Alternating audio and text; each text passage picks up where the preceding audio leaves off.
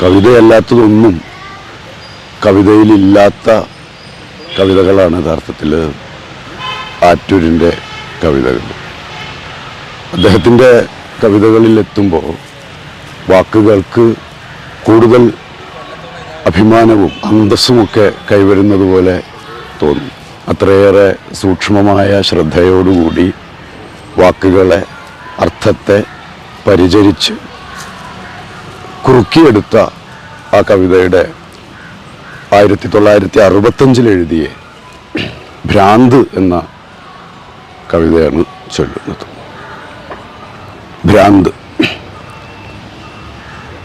ഉണ്ണുമ്പോൾ ഉരുളയിൽ ചോര, ഞാൻ ഇടവഴി താണ്ടുമ്പോൾ ഇറച്ചിയിൽ കാൽ തടഞ്ഞുളുക്കുന്നു, കണ്ണീരു പൊളിക്കുന്നു വെള്ളത്തിൽ, കുപ്പായത്തിൻ പുള്ളിയിൽ ചോരപ്പാടാണ്, എന്തൊരാളായിപ്പോയി ഞാൻ.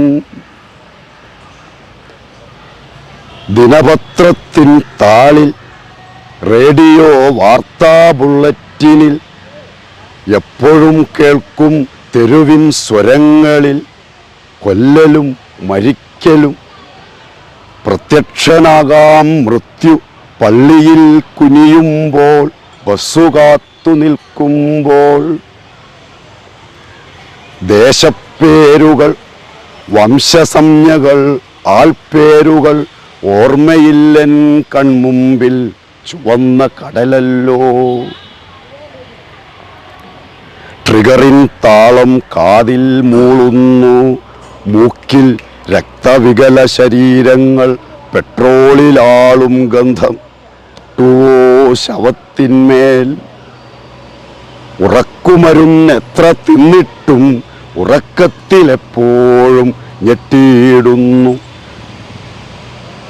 ചുറ്റിലും അശുദ്ധിയെ ദർശിച്ച മുത്തച്ഛനിൽ മുറ്റിയ ജലപ്പിശാച് എന്നിലും ജീവിക്കുന്നോ.